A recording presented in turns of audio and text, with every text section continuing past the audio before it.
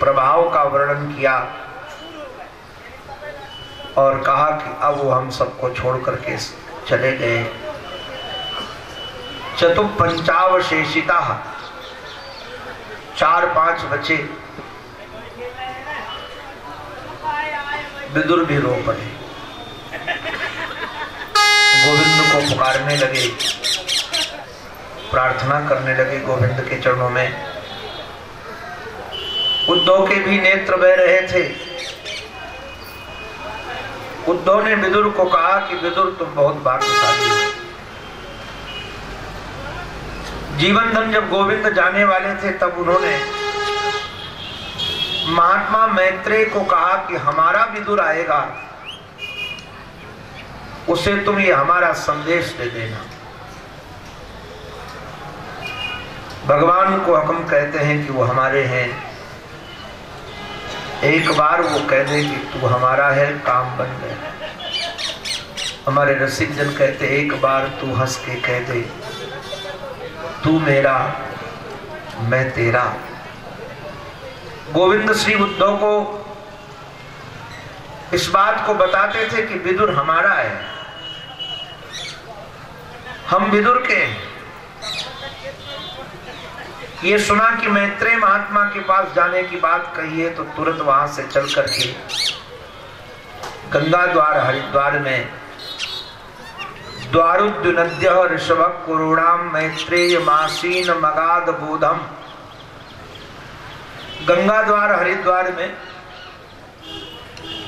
भागवत में कहीं भी हरिद्वार शब्द प्रयोग नहीं है, गंगा द्वार है, द्वारुद्युनद्य।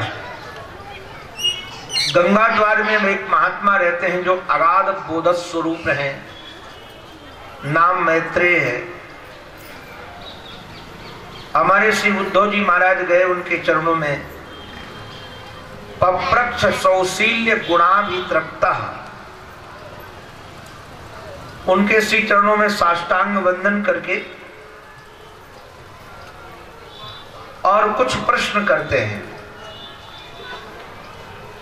हमने एक संत की कुटिया के दरवाजे पर लिखा हुआ पढ़ा था कभी, संत मिलन को जाइए तज ममता अभिमान। संत मिलन को जाइए तज ममता अभिमान, जो जो पग आगे बढ़े कोटिन यज्ञ समान। संत मिलने के लिए जाओ तो 2 चीजों का परित्याग करके जाओ, एक ममता का परित्याग और एक अहंकार का परित्याग।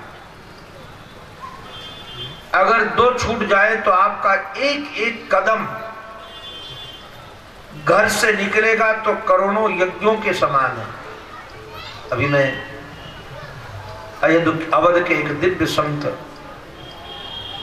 अब उनका श्री विग्रह नहीं है, संत प्रवर श्री गोपालाचार्य जी महाराज, बड़े रसीले संत थे।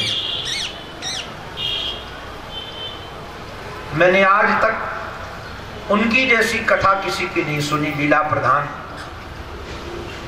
पूज्य महाराज जी जब कथा करते थे तो ऐसा लगता कि भगवान लीला कर रहे हैं। आप लोगों ने कृष्ण लीला तो बहुत सुनी होगी, किंतु राम लीला में, कवितावली रामायण में तो राम की बाल लीला का वर्णन है, किंतु रामचरित्र मानस में बाल लीला का बहुत विशद वर्णन नहीं है। 1-2 ही लीला सुनाएंगे। पूज्य महाराज श्री से मैंने 160 लगभग बाल लीला राम जी की सुनी थी। राम जी महाराज गेंद खेलते हैं, गेंद खेलने की भी कितनी विधियां हैं। घोड़े पर चढ़कर गेंद खेलते हैं, नाव में गेंद खेलते हैं, सरयू में गेंद खेलते हैं, बहुत सारी विधियां हैं। तो पूज्य स्वामी जी महाराज को मैं सुन रहा था, उनको स्वामी जी महाराज ने कहा कि एक ब्राह्मणी का पति मर गया, बेटा था, तो ब्राह्मणी बड़ी व्यथित हुई। स्वाभाविक है, पति का देहावसान हो जाने के बाद स्त्री को पीड़ा हो। संयोग से बेटे का ब्याह हुआ तो बेटा भी मर गया, तो घर में 2 विधवा हो गई और एक महाराज ब्याह के बाद बेटा हो, गर्भवती थी स्त्री बहू उसकी, और गर्भावस्था में ही वो पति भी मर गया था, तो घर में दो विधवा, किंतु गर्भ था इसलिए महाराज सेवा में लगी। बाद में उसको भी बेटा हुआ, और बेटा हो जाने के बाद उसका जब ब्याह हुआ तो वो भी मर गया। अब 3 विधवा, तीनों क्रंदन कर रही थी, रो रही थी,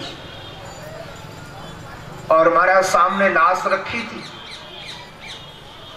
बहुत व्यथित की पता नहीं कौन सा पाप ऐसा है कि हमारे घर में पुरुष मर जाते हैं। इतने में संत देवर्षि नारद जी महाराज संत बन करके गए और कहा तुम्हारे जन्म के पूर्व जन्म के पापों के कारण ये घटना हो रही है। बोले अब इस बच्चे का संस्कार तो मैं जल्दी नहीं करूंगी। उन्होंने कहा एक काम करो, कोई राजसु यज्ञ का फल दे दे तो ये बेटा जीवित हो जाएगा। अब राजसु यज्ञ ही करना सबके बस का नहीं है, फिर उसका फल इकट्ठा हो तब दिया जाए। तो कहा कि राजसु यज्ञ का फल है किसके पास? बोले इस समय युधिष्ठिर जी महाराज यज्ञ कर रहे हैं, वहां जाओ। वो तीनों माताएं उस बच्चे की लाश लेकर युधिष्ठिर जी महाराज के यज्ञ में पहुंच गई और क्रंदन कर रही थी युधिष्ठिर जी महाराज के दर्शन हो। युधिष्ठिर जी महाराज पीड़ा सुनकर के आए तो कहा कि देखो बहनों, अभी तो यज्ञ पूरा हुआ नहीं, और यज्ञ पूरा हो जाए उसके बाद मैं फल दूंगा, आप तब तक बैठो। उन्होंने कहा हमारा तब तक इस बालक की लाश सड़ जाएगी, और बाद में आप फल दोगे भी तो हमको मिलेगा क्या? युधिष्ठिर जी महाराज ने कहा कि फिर हमारे पास कोई युक्ति नहीं है। तब तक एक अहीर का बालक आया, यज्ञ चल रहा था। वो यज्ञ में संतों को दूध देने आता था, तो दूध का पात्र लिए हुए आकर खड़ा होकर देख रहा था और ये बातें सुन रहा था। तो भीड़ को चीरते हुए आया और कहा पंडित जी संकल्प करो, इसको कितने यज्ञ का फल देना है? तो माताओं ने कहा 1 यज्ञ का फल। बोले हम 10 यज्ञ का फल देते हैं, संकल्प करवाओ। और जो महाराज संकल्प हुआ और जो महाराज छोड़ा उस अहीर के बालक ने संकल्प, तो वो तो बालक जीवित ही हो गया। जो 2 मरे हुए थे संस्कार हो गया था वो भी वापस आ गए। जब वापस आ गए तो बड़ा आश्चर्य हुआ युधिष्ठिर जी महाराज को कि मैं राजा हूं और मेरे पास इतना यज्ञों का फल नहीं है, इसके पास कहां से आ गया? युधिष्ठिर ने हाथ जोड़ करके पूछा भैया तुम कौन हो और तुम्हारे पास इतना यज्ञ का फल आया कहां से? उसने हाथ जोड़ करके कहा कि महाराज मैं तो अहीर का बालक हूं, अनपढ़ गमार हूं, हमने कोई यज्ञ नहीं किए, ये चमत्कार हुआ कैसे? बोले हमको संतों ने कहा था कि संतों के पास जाओ, ममता और अभिमान छोड़ करके तो जो जो कदम बढ़ते हैं तो करोड़ों यज्ञ का फल मिलता है, कोटि यज्ञ समान। हमको इस बात पर पूरा विश्वास है और इसी के माध्यम से हम संतों के पास में आते हैं तो हमारे पास करोड़ों यज्ञों का फल है। अभिप्राय क्या है कि बात हम पढ़ते तो जरूर हैं किंतु हमारे हृदय में इस पर विश्वास नहीं होता है। हमको लगता है ऐसे कैसे हो सकता है। हमने कई बार देखा है कि बड़े बड़े डॉक्टरों से मिलने के बाद कोई रोग ठीक ना हो और कोई सामान्य व्यक्ति दवा बताए तो बोले अरे हमने अमेरिका के डॉक्टर को दिखाया था, उसकी दवा से ठीक हुआ, तुम्हारी दवा से क्या ठीक हो जाएगा? विश्वास नहीं हो। हमको बचपन में एक रोग था कि पंखा की हवा शरीर में लगे तो चित्ते चित्ते हो जाते थे। तो हमको साथ में एक एविल गोली आती थी, हरदम रखना पड़ता है कि जो होने लगे तो 1 गोली खा लो, 2 गोली खा लो। हमने लगता है लगभग सभी दिल्ली में, बंबई में सबको दिखाया, जो जो उन्होंने डॉक्टरों ने दवा बताई सब किया, कोई प्रभाव ही नहीं पड़ता था, बिना गोली खाए रह न सके। एक हमको संत मिल गए, हमने कहा कि जब से सुध संभाली तब से रोग है, अरे उन्होंने कहा गेरू होती ना, गेरू खा लो। हमको लगा कमाल की बात है, गेरू खाने से कहीं ये चला जाएगा। बोले बस ज्यादा नहीं खानी है, गोली के बराबर गोली खाओ, गेरू खा लो 3-4 दिन खाली पेट। हमको लगा कि शायद ये संत है, कह रहे होंगे, शायद हो। आपको जानकर आश्चर्य लगेगा, मैंने 27 साल लगभग पहले खाया था वो 4 दिन गेरू, आज तक कभी वह रोग हुआ ही नहीं। तो विश्वास हो, कई बार लगता है कि ऐसे कैसे हो जाएगा, बड़े बड़े डॉक्टरों की दवा खाई। ऐसे यदि संतों की वाक्य शैली पर विश्वास हो कि सचमुच में यदि संतों के दर्शन के लिए जाते हैं तो हमको करोड़ों यज्ञ का फल मिलता है, तो निश्चित रूप से वो फल आपको मिलेगा। प्रत्यक्ष प्रमाण देखने को मिला। तो विदुर जी महाराज के चित्त में संतों के प्रति महान आदर था, अच्युत भाव शुद्ध। उनको ये नहीं लगा कि हम किसी संत के पास आए हैं, उनको लगा कि हम भगवंत के पास आए। अच्युत भाव शुद्ध। उनको लगा कि श्री कृष्ण के पास आए हैं, अच्युत के पास आए हैं। पप्रक्ष सौशील्य गुणाभितृप्ता। महाराज बड़े आदर के साथ, सुशीलता के साथ, हम तो एक निवेदन कर दें आप सबसे, आप लोग थोड़ा सावधान होकर सुनिएगा। अन्न का कण और साधु का क्षण कभी व्यर्थ नहीं करना चाहिए। वेद में है अन्नम वही ब्रह्म। हम लोग हमारे थाली में खूब बरसा लेते हैं, फिर छोड़ देते हैं। और ये पार्टियों में लोग जो जाते हैं वो बफेलो सिस्टम में खाने, आप लोग भी जाते होंगे शादी ब्याह में, तो क्या आज उसी सिस्टम से, बफेलो सिस्टम से ही भोजन मिलता है। जूता चप्पल पहने और उसका जूठा चम्मच उसके मुख में, उसका जूठा चम्मच उसके मुख में, जैसे भैंसें खाएं, वही तो सिस्टम है। वो पढ़े लिखो जरूर लोग उसको क्या बोलते हैं, बफे। वो है तो बफेलो ही। उस सिस्टम में खाने के लिए जाते हैं तो मेरा सोचते क्या दिक्कत है, जो लिया एक थाली फेंक दी, फिर ले लिया, चख लिया, ना अच्छा लगा फिर छोड़ दिया। एक महात्मा ने बड़ी अच्छी बात कही, मैं उसको ध्यान देता हूं। वो महात्मा कहते हैं व्यक्ति उतना ही खाता है जितना उसका खाता है। व्यक्ति उतना ही खाता है जितना उसका खाता है। अब जरा विचार करना, अपने खाते से रुपया निकाल लिया, आप चाहे किसको दे दो, चाहे फेंक दो, चाहे चोर ले जाए। आप बैंक से निकाल करके ले आओ और बाहर चोर ले जाए, और आप बैंक वालों के पास जाओ कि अभी तभी तो ले गए, आप दो हमको, तो कहेंगे खाते से नील हो गया, आप नहीं मिलेगा। ऐसे जो आपने अपनी थाली में ले लिया वो आपके खाते से नील हो गया, आपके खाते से आ गया। और खाते को जल्दी खत्म कर दोगे फेंक करके, तो ध्यान रखना भोजन सामने होगा किंतु खा नहीं पाओगे।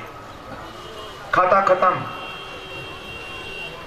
डॉक्टर कहेंगे खाओगे तो मरोगे। इसलिए खाता को कभी खत्म मत करो। खाता में उतना ही निकालो जितना खा सको, व्यर्थ मत करो। ऐसे संत का कभी क्षण व्यर्थ नहीं करना चाहिए। उनसे कभी प्रश्न पूछने भी हो तो सार्थक प्रश्न पूछो, निरर्थक प्रश्न नहीं। वो कई लोग महाराज आते हैं संतों के पास, कहते महाराज हनुमान जी लंका गए थे तो कैसे गए थे? तो कहते मसक समान रूप कपि धरी। तो कहते फिर अंगूठी कहाँ संभाली थी? मच्छर बन के गए तो अंगूठी तो कैसे पकड़े? कोई मच्छर तो अंगूठी नहीं पकड़ सकता है। तो हमारे ग्रामीणी कहते हैं कि हमने बहुत समझाया एक सज्जन को कि भगवान का जैसे बंदर छोटा बड़ा हो सकता है, उसके आभूषण बड़े छोटे हो सकते हैं, वो समझने को ही तैयार नहीं। तो मैंने बाद में पूछा कि देख भाई, पहले के राक्षस कितने बड़े बड़े होते थे? बोले बहुत बड़े बड़े। रावण तो इतना बड़ा था, चल दसानन डोलत अवनी, इतना बड़ा था कि पृथ्वी हिलती थी। बोले बाबरे, जब असुर इतने बड़े बड़े होते थे 20-20 हाथ के, तो असुरों को काटने के लिए मच्छर भी तो भी बड़ा चाहिए था। वो तुरंत बात समझ में, हाँ ये ठीक है, बड़ा मच्छर बन ले लिया। ऐसे जो इस प्रकार के प्रश्न है, निरर्थक प्रश्न है। प्रश्न ऐसे पूछने चाहिए जो सार्थक हो। कई लोग पूछते हैं महाराज श्रवण कुमार के माता पिता का नाम क्या था? अब जान भी लोगे तो क्या करोगे, उनको भंडारा खिलाओगे? अरे श्रवण कुमार का माता पिता का नाम बताने की जरूरत नहीं है। बताने की आवश्यकता होती तो निश्चित रूप से पुराणों में जगह जगह पर उनका नाम लिख दिया जाता। पुराणकारों ने ये चरित्र इसलिए दर्शाया है कि उनसे हम माता पिता की सेवा की शिक्षा लें। हमको माता पिता की कोई महाराज उनका थीसिस नहीं लिखनी है, हमको श्रवण कुमार के चरित्र से शिक्षा लेनी है। ऐसे प्रश्न सार्थक होने चाहिए। पप्रच्छ सौशील्य गुणाभितृप्ता, इन्होंने बड़े प्रश्न प्रेम से प्रश्न किया। महाराज संसार के लोग कर्म करते हैं सुख पाने के लिए, किंतु सुख मिलता नहीं और दुख कोई चाहता नहीं है कि हमको दुख चाहिए।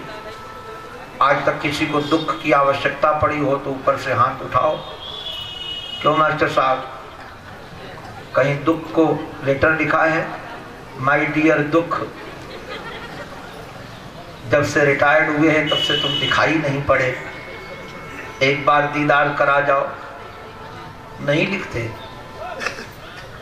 किंतु तब भी ये दुख आ जाता है। बड़ा कमाल की बात है। दुख को कोई चाहता नहीं है, बड़ा बेशर्म है, तब भी आ जाता है। और सुख को कोई जुदा नहीं करना चाहता है, किंतु तब भी चला जाता है। कारण क्या है? उन्होंने कहा मुझे तो ऐसा लगता है कि जहां सुख है उधर से लोगों ने मुख मोड़ लिया और जिधर दुख है उधर मुख कर दिया। महाराज एक बात कहें, पता नहीं कौन सी माया है, जो हमको प्रेम नहीं करता उसी के पीछे भागते हैं। अच्छा ईमानदारी से आप लोग बताओ, पैसा कभी आपको प्रेम करता है? किसी को कभी पैसा ने आई लव यू बोला हो तो बताओ। न 10 का नोट बोलता है, ना वो आज महाराज 2000 का बोलता, कभी नहीं बोलता।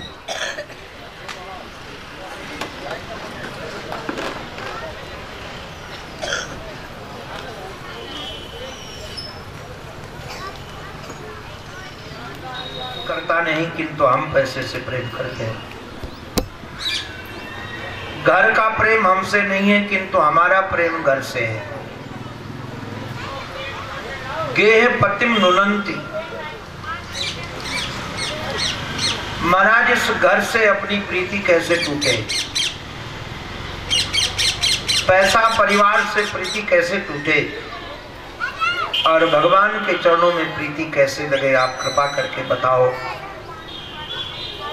और आप ये भी बताओ कि भगवान ने ये सृष्टि बनाई क्यों, कैसे बनाई? हमारे मैत्रेय महात्मा ने पहले तो विदुर जी महाराज की बड़ी प्रशंसा की और कहा मैं जानता हूं कि आप साक्षात धर्मराज हैं। महात्मा मांडव्य के श्राप से आप विदुर हो गए हो। आप वैसे ही भगवान के प्रेमी हो। भागवत 12 हैं आचार्य भागवत के। भागवत माने भक्त। स्वयंभू नारद संभो कुमारक कपिलो मनु, प्रहलादो जनको भीष्म बलिर्वैया सकीर वयम। धर्मराज भी भागवत के आचार्यों में है। तो भगवान की भक्ति से आप परिचित हो, आपसे कुछ छुपा नहीं है, किंतु तब भी आप हमें भगवत चर्चा में लगाना चाहते हो, भगवत चिंतन में लगाना चाहते हो, भगवत स्मरण में लगाना चाहते हो तो जरूर मैं करूंगा। हमारे महात्मा मैत्री ने सृष्टि संबंधी चर्चा की है। श्रीमद् भागवत महापुराण के तृतीय स्कंद के 10वें अध्याय में 10 प्रकार की सृष्टि का वर्णन है। बाद में काल के विभाग का भी वर्णन, और कहा कि जब ब्रह्मा जी महाराज का प्रादुर्भाव हुआ, भगवान के ज्ञान मिलने के बाद सृष्टि की संरचना में लगे, किंतु सृष्टि का विस्तार नहीं हो रहा था। संकल्प से आपने सनक, सनंदन, सनातन, सनत कुमारों को प्रकट किया और ब्रह्मा को कहा, ब्रह्मा ने इनको पुत्रों को कि तुम सृष्टि बनाओ। ये भगवत प्रेम में अनुरक्त रहने के कारण इनको लगा कि सृष्टि में बनाएंगे तो फंस जाएंगे, तो मना कर दिया और वन की ओर गमन कर गए। ब्रह्मा जी महाराज को बड़ी पीड़ा हुई और थोड़ा अपने बच्चों पर क्रोध भी आया। सद्यो अजायत तन मन्यु कुमारः नील लोहिता, नील लोहित रंग का बालक उत्पन्न हुआ, रोते हुए उत्पन्न हुआ। सवई रुरोद देवानाम पूर्वेशाम अपि पूर्वजा, ये रोते हुए उत्पन्न हुए तो ब्रह्मा जी महाराज ने इनका नाम रख दिया रुद्र। हमारे पूज्य पंडित जी महाराज, युग तुलसी, श्री राम किंकर जी महाराज, वो कहते थे कि भगवान शंकर से पूछा कि आपका नाम रुद्र क्यों? बोले रोने के कारण। बोले कौन सा ऐसा दुख था जो रोते हुए पैदा हुए थे? भगवान शंकर ने कहा पिताजी का मूड ऑफ था, यदि हंसते हुए पैदा होते तो नाराज और हो जाते, तो रोने वाले व्यक्ति के प्रति कुछ संपैथी होती है, तो रोते हुए इसलिए पैदा हुए कि पिताजी नाराज न हो। पिताजी ने कहा सृष्टि बनाओ, तो शंकर भगवान ने, रुद्र ने कहा जो आज्ञा। पत्नियां निर्धारित कर दी गई, सृष्टि बनाना प्रारंभ किया, किंतु ऐसी सृष्टि बनाई कि ब्रह्मा को खाने के लिए दौड़ी। ब्रह्मा ने कहा बेटा बंद करो, ये सृष्टि नहीं चाहिए। बाद में ब्रह्मा जी महाराज स्वयं सृष्टि की संरचना में लगे, चिंतन करने लगे। तो वैसे तो मन आदि से नारद जी आदि का उत्पन्न प्रादुर्भाव हुआ है, छाया से करदम का। ब्रह्मा जी महाराज के पीठ से धर्म, हमारा धर्म